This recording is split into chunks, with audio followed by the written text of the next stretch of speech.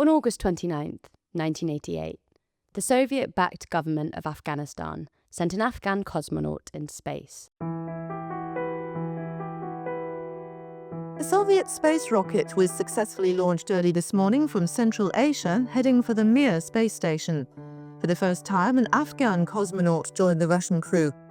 Debate immediately raged about the meaning of the mission. For the USSR, it was the latest display of communist technological prowess.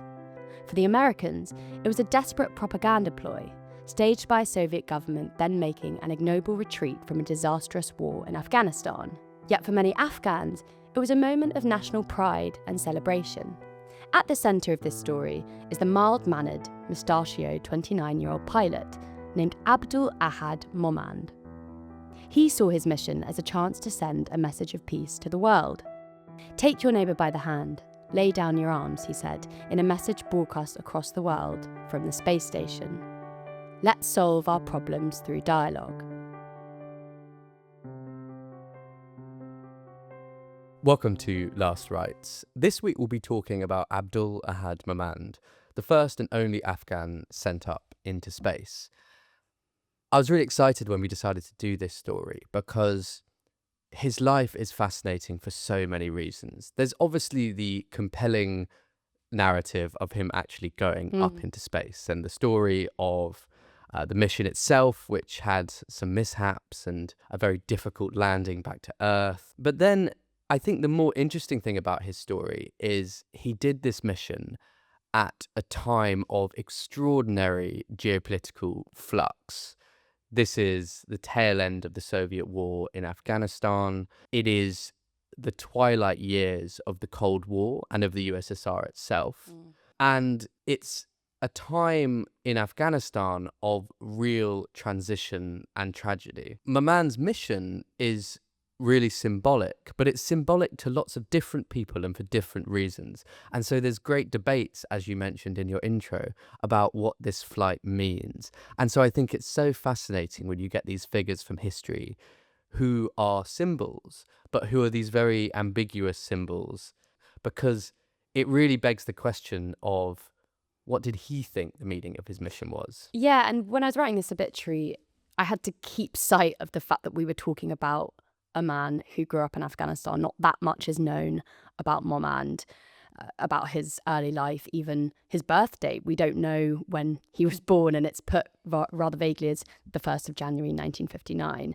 One of the most moving parts of his story for me is how he shifts from being a part of the Soviet-backed war in Afghanistan as a fighter pilot into using his state broadcasts up in space that we mentioned in the intro as a kind of plea for peace. He talks about not being able to see the tanks from the space station and not being able to see the violence that is carving up his beloved homeland. So let's begin by asking why the Soviets were sending an Afghan up to space in the first place. Yeah, so there's really two important bits of context for this. The first and most obvious one is the war in Afghanistan. The Soviets invaded Afghanistan in 1979 to prop up an ailing communist government, and we'll get to that a little bit later. But the second important context is the Cold War space race.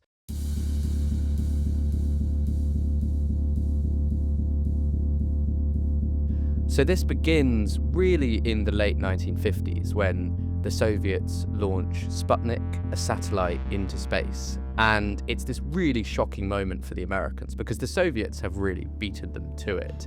And then when Yuri Gagarin, the Soviet cosmonaut, goes into space in 1961 and becomes the first human into space, there's this real sense that the Soviets are winning the space race and are therefore a more technologically accomplished power and system of government.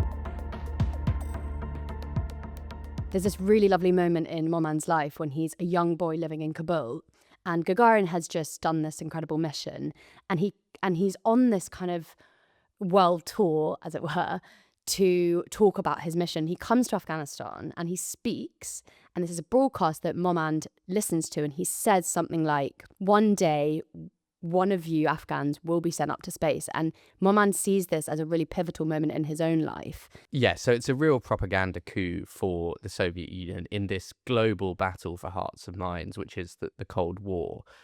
Of course, the Americans then edge into the lead with Apollo 11 and a landing a man on the moon for the first time in 1969.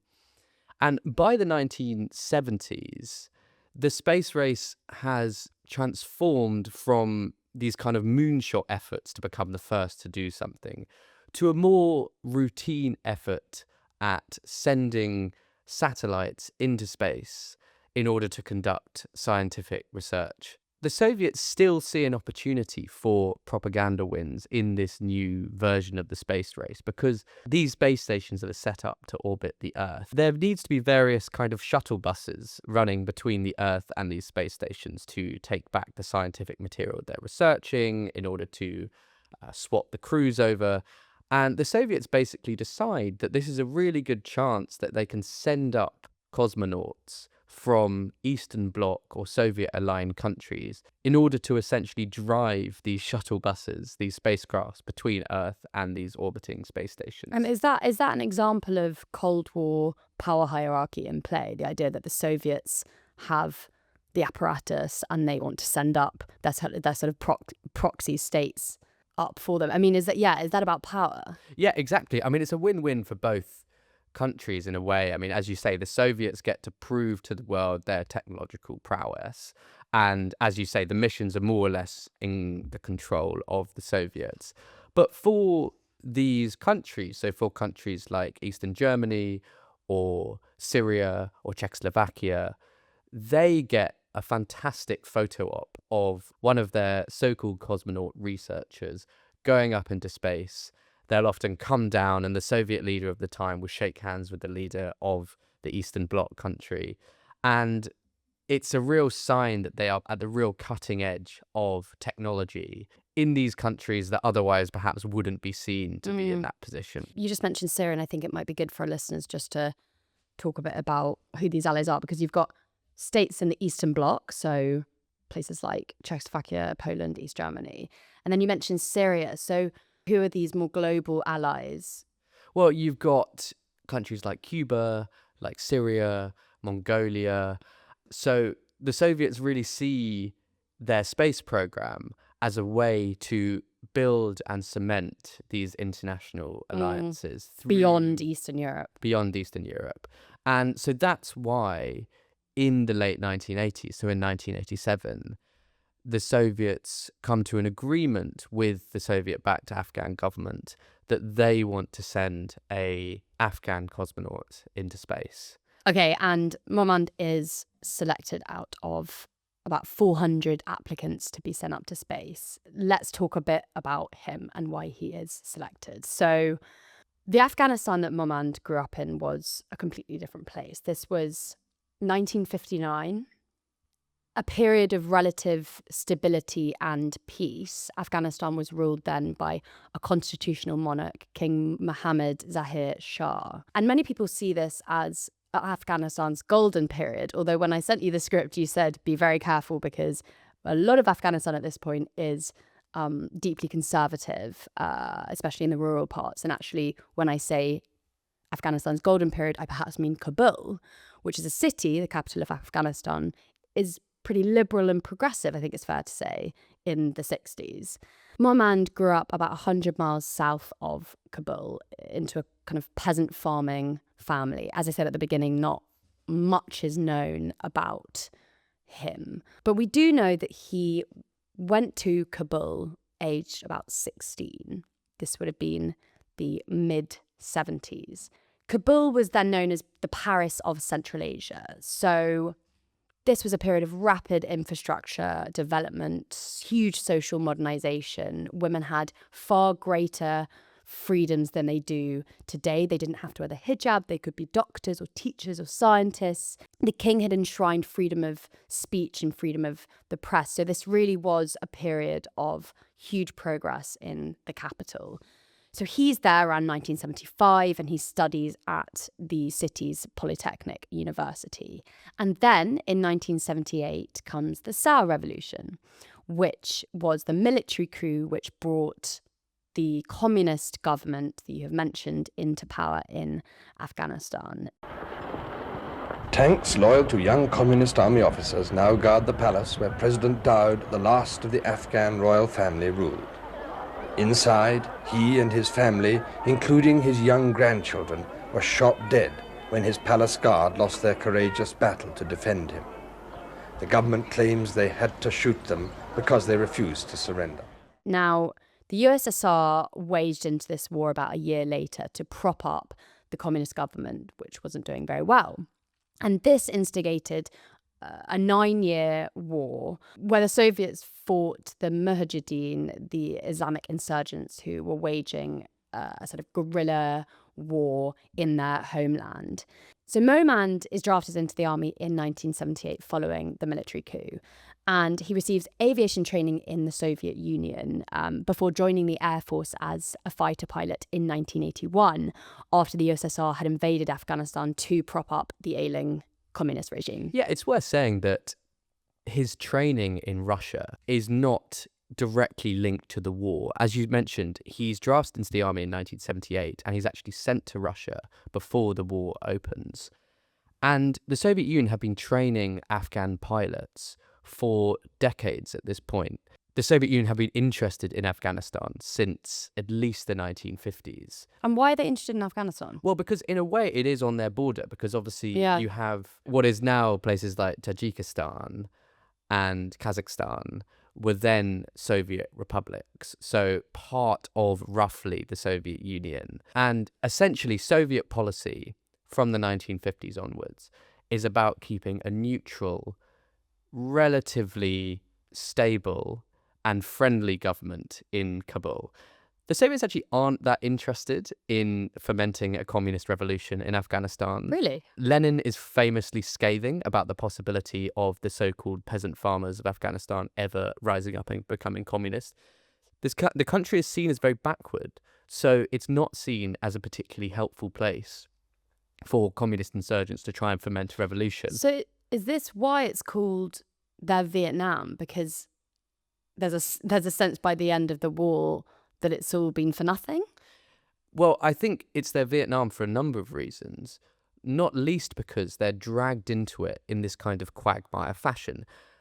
The Soviet government in the late 1970s are not particularly happy, I don't think, when this group of communists in Afghanistan, which really have very, very small amounts of support in most of the country. As you mentioned, they might have support in Kabul amongst the intellectuals and the teachers and members of the military, because the military have been trained in the Soviet Union over many years. But for most of the rural population of Afghanistan, they have absolutely no interest in a communist government. And actually, one of the reasons why the Soviets have to intervene or feel they have to intervene is because that communist government is falling because they have so angered the majority of the population of Afghanistan by doing things like getting rid of religion in public life, by doing very clumsy land reforms. And so it's really, I think, and listeners might disagree with this, and I'd love to know what people think, but I think it is almost with great reluctance that the Soviet Union decide that they need to prop up this communist government. Because what they essentially don't want is a situation like in Iran. Obviously, in Iran, you've had this revolution in 1979 as well, where you have a Islamic government that is hostile towards the Soviet Union on their border. Yeah, that's really, really interesting. And of course, it's known as their Vietnam because it's incredibly costly and will precipitate the collapse, in part, of the Soviet Union. We'll get onto that. I think, sorry. Go on. I think the other parallel with Vietnam is that it becomes apparent very quickly that they're not going to win this war. Yeah, because it's fought on incredibly rugged terrain, and the Mujahideen use guerrilla tactics in the same way that the Viet Cong do, right? Yeah. So Momand is trained in the Soviet Union, as we've said, and he is fighting Mujahideen insurgents. So in time, he was promoted to the rank of captain and chief navigator at Bagram Air Base. This is something that I've certainly been puzzling over with his story. There are obviously these great ideological battles being fought in Afghanistan, and he obviously is drafted into the Air Force. He goes and trains in Russia, or in the Soviet Union, and he comes back and does quite well in the military. I never really get a sense from any of the obituaries I read or from the books that we read about him what his politics were. Yeah, it's so interesting that you're bringing this up, because I don't think that he was particularly political. He moves to Kabul to join the Polytechnic University and he's drafted into the army. He doesn't necessarily choose to go, but he does really well. And he does talk about watching planes fly overhead in his village outside Kabul when he was younger and thinking, I'd love to be a pilot. So he does want to be a pilot. But I don't think that his politics necessarily come into it. And when he is eventually chosen to go up to space and he beats this far more politically aligned man who we'll get onto to be sent up to space, and he says, I was a simple army officer. I didn't know anyone in the Politburo. I was just sent because I was good at my job. And I think there is a sense that he is not particularly ideological or political. It's almost as though he revels in the technical aspects of flying, but is actually not interested in the uses to which his skills are being put, in a way. And I think this is what's so interesting about his story, is that it does make it easier to make him a symbolic figure, because the thing that can puncture a symbol is for that symbol to come out and say, no, that's not what I think about this at all. I actually have my own very strongly held views. Yes, and even when, and we'll get on to his plea for peace up in space, but even when he does the plea for peace, that is in part a play by the Soviet government. I mean, yes, he's making this plea for peace, and I think that does come from his heart, and there's a notion that being up in space doesn't politicize him, but at least prompts these great feelings about his country in the way that it's being carved up by violence. But even that broadcast is a way for the Soviet government to project a certain image to the world.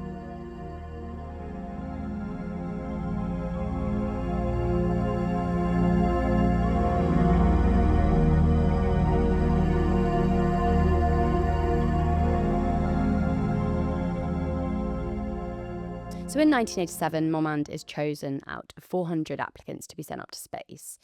He beat his closest rival, a man named Mohammad Doran, who held higher rank and had far stronger political ties to the Soviet Union, partly because Doran suddenly got appendicitis, although other sources say that it was because Momand was better at the job. Whatever the case was. I would think he would be better at the job if the other guy has appendicitis. Well, that's true.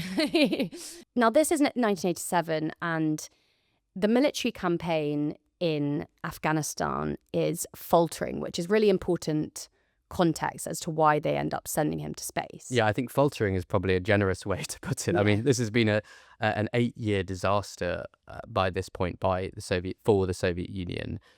In 1985, Gorbachev has become head of the Soviet Union, and he almost immediately declares the war as a disaster and a bleeding wound. And he privately informs the current premier of Afghanistan, this man named Najibullah, that Soviet troops are going to be steadily withdrawn. Najibullah has come to power in Afghanistan also in the middle of the 1980s. Essentially out of recognition that the previous administration of Babrak Kemal has absolutely zero support in the country. And Najibullah sees his role as basically showing that his government is not simply a Soviet puppet and actually is a representative of the Afghan people. So he has this program which is called National Reconciliation. And that essentially means trying to make his government look more Afghan. So having a more positive view on Islam, on the Afghan national identity. It's the same thing that the South Vietnamese government try and do in this policy of Vietnamesization. It's what it's called. It's where you try and basically say, we are not a puppet government of the Soviets or the Americans, and we are a national force. This is going to become really important for Momand's mission, because both the Soviets and the Najibullah government are very keen to use the mission to further those kind of PR ends that they're trying to strike. So for the Soviets, they're very keen for images of tanks and bullets and warfare to be replaced by lovely images of scientific cooperation. They see this mission as encapsulating the fact that they are no longer militarily involved in Afghanistan, but they are still very much partners. And for Najibullah, he's very keen for Momand to embody this new Afghan nation, which is friendly to the Soviets, but which is also very much Afghan. Yeah, that's really interesting because I did a Times radio piece about Momand, and when I came out, there was this Times foreign journalist who was sitting in the studio and said, God, that was really fascinating because I was in Afghanistan in the late 80s when this happened, and I remember great posters of Momand being plastered all over Kabul, which I thought was so fascinating. And also, Momand was really handsome. He had this great, bushy moustache, had these beautiful eyes, and the photographs of him going up to space are just wonderful. So there's huge political symbolism attached to this planned mission, joint mission between the Afghans and the Soviets. And this actually possibly led them to actually rush his training. Yeah. So usually it takes well over a year for cosmonauts or astronauts to be trained to go up to space. It's a big thing. Momand has never been up to space. They do it in 6 months, which is a fraction of the time that's usually required. And this is because the timing was very delicate. So you mentioned that Gorbachev is trying to slowly withdraw the troops, and the Geneva Accords, which was signed in 1988, formalize that. So the Soviets have to withdraw their troops by a certain point from Afghanistan. Now, the Soviets wanted Momand up in space before they had withdrawn their troops completely from Afghanistan. So they rushed the preparation, and it took, as I said, 6 months. So by August 15th, over half of the Soviet forces had been withdrawn. Momand launched 2 weeks after that, so during the pause between the first and the second withdrawal phases. So on August 29th, 1988, he is sent up to space on board the Soyuz TM-6 spacecraft alongside the Soviet commander Vladimir Lyakov, who he will become very good friends with, and the doctor Valery Polyakov.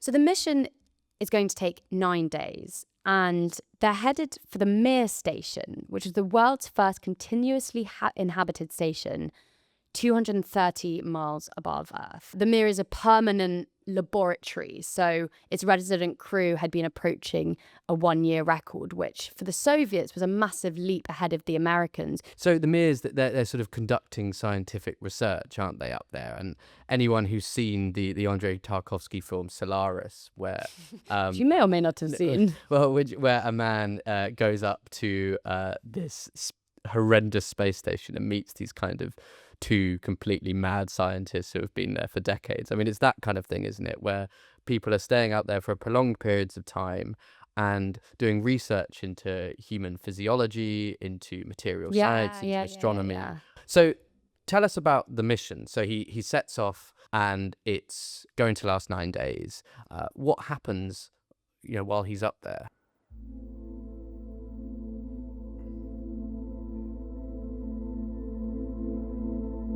So you mentioned that the whole point of the Mir was to send up researchers, and that's basically Momand's job. So he's tasked by the USSR, essentially, to take aerial photographs of Afghanistan from space to determine A, which areas are prone to earthquakes, B, which regions are rich in natural resources of oil and gas. And the USSR, interestingly, see this as a way to boost the Afghan economy. So this is still part of their soft power flex. And what I found really moving about this is that Momand hadn't grown up with a map of his homeland, Afghanistan, and he uses his research to essentially draw up one.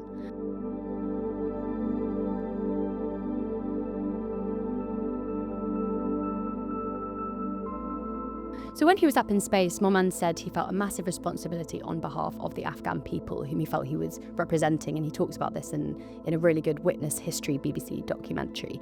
Of course, he knows that he is the first Afghan to be sent up to space, and this is an incredibly febrile time for Afghanistan, having been locked in a war that has resulted in massive civilian casualties. In a really moving state broadcast that is run on Soviet TV, and it's a phone call with President Najibullah, he talks about, A, the beauty and fragility of Earth as seen from the Mir space station, and also about the kind of violence carving up his homeland and the pointlessness of it all.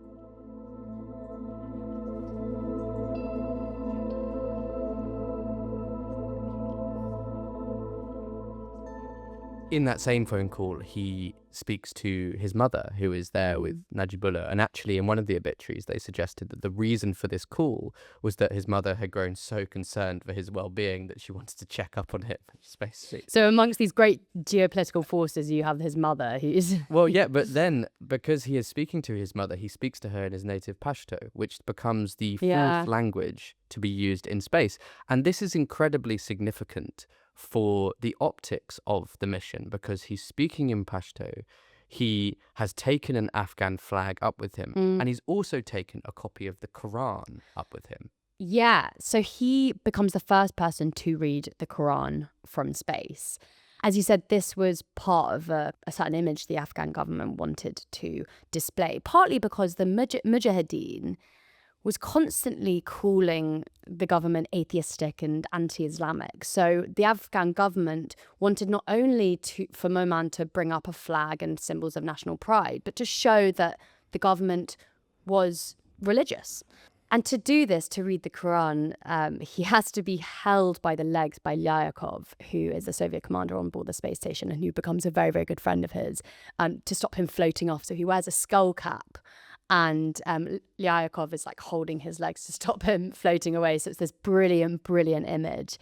And they become really good friends. Yeah, and again, I think this is why, for Najibullah and the Afghan government, this is such a propaganda coup, because Momand represents the great fusion of friendship with the Soviet Union, but also authentically Afghan and religious. And I think that is why he is such a fantastic symbol for the government, because he shows that you can be both friendly with the Soviets and use Soviet technology to achieve these great feats, but you can also remain Afghan. And that is exactly the message that the Najibullah government wants to send at this critical moment in the history of Afghanistan.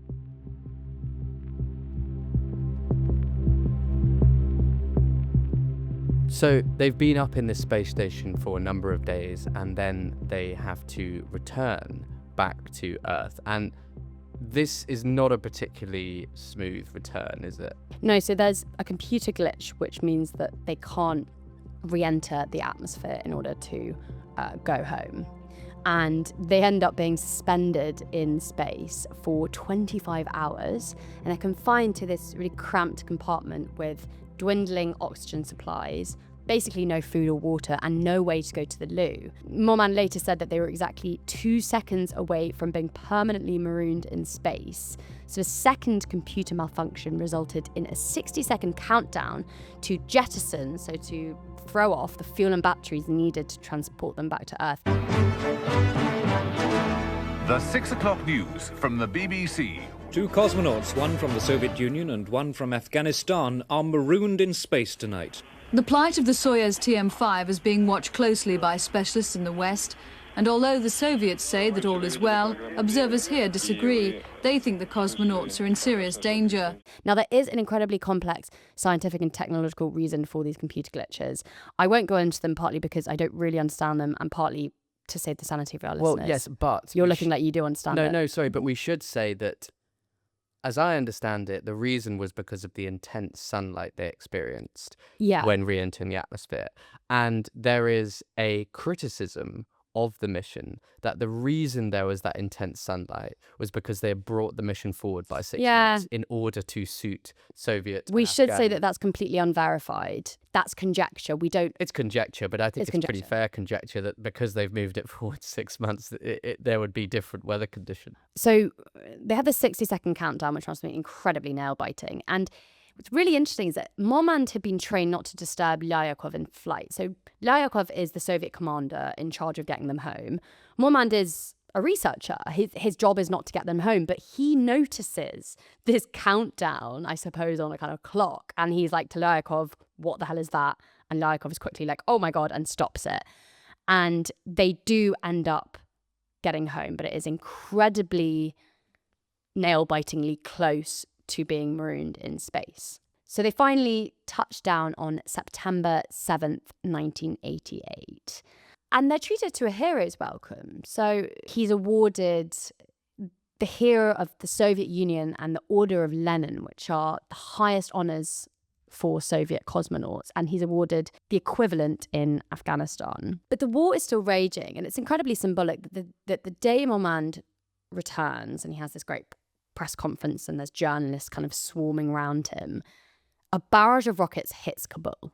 Yeah, so the war is going to continue on for another 3 years.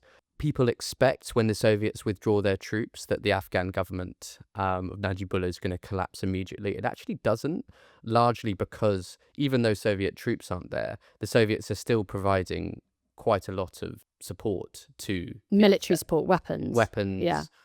Food, money, things like that. And it's only with the collapse of the Soviet Union in 1992 that the government falls, because they've completely lost all support that they had. So the war continues for a few years, and Momand is actually given a role in government, isn't he, during that period between his landing and the end of the war. Yeah, so Momand, as I mentioned, is treated as a national hero and a symbol of national pride. So he's given this role as Deputy Minister of Civil Aviation, though, of course, his fortunes massively reverse in 1992 when the Soviet-backed communist government finally collapses and Islamic Mujahideen groups begin crowding into the void. Momand was a symbol of national pride, and overnight he turns into a target as one of the most famous faces of communism in Afghanistan. Yeah, and so this means that he has to go into exile, right? So he moves to Germany as a refugee. Yeah, he seeks political asylum in Germany, which he's granted, and he basically stays there for the rest of his life. And I think that this is a source of great sadness. He loves Afghanistan. He grew up in Afghanistan, of course, and even though he never returns to live in Afghanistan, he's always seen and remembered as a symbol of national pride and a kind of symbol of scientific advancement in his native homeland, even though he's living in Germany, which I think it's quite sad for him. Yeah, and I think this is why it's wrong to suggest that he's simply a Soviet prop, because in Afghanistan, he is seen very much as a national hero. He's not seen as someone who just engaged in a propaganda stunt for the Soviets. But I think the other great sadness, aside from, as you mentioned, the fact that he doesn't live in Afghanistan, is that when he does return in 2013, he's reported to have said to Hamid Karzai exactly the same thing that he had said in 1988, which is lay down your arms, let's solve this through dialogue. So the great tragedy of his life is he watched his homeland continue to fall into war and bloodshed from exile. What I found completely fascinating is that his remains were repatriated to Kabul after he died, and the Taliban gave him a state funeral. And this was attended by really high-ranking Taliban officials. And perhaps ironically, they still laud Momand as a symbol of scientific advancement and education, which is not their greatest forte. Well, I mean, this is absolutely amazing, because even in death, he's being used as a symbol. I mean, and I think that is the great story of his life, is that this man, this brilliant man who, you know, when you're describing his heroism during the difficult descent he had in the spaceship, possibly because of his retiring nature, because of his lack of desire to seek the limelight, is often used by more powerful actors with very competing ideologies and ideas of the world. He's used by them as a symbol for their own particular ideology. Yeah, and you mentioned at the beginning of this episode that all he really wanted to do was do his job and do it well. There's a sense that he loved being a pilot, he loved being up in space, and there's also something of a tragedy about when he arrives in Germany. He tried to revive his career, and he found work briefly at the Institute for cosmological research at the University of Stuttgart, where he moved with his family and children.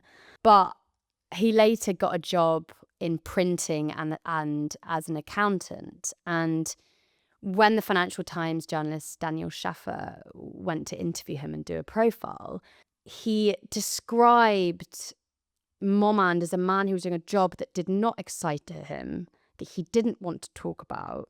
And I'm going to read a quote because I think it's quite moving.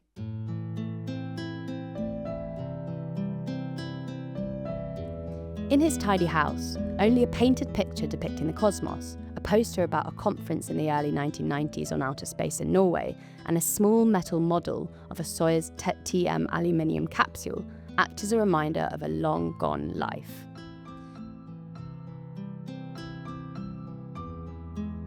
Thank you for listening to this episode of Last Rites. Join us next week where we will explore another fascinating life.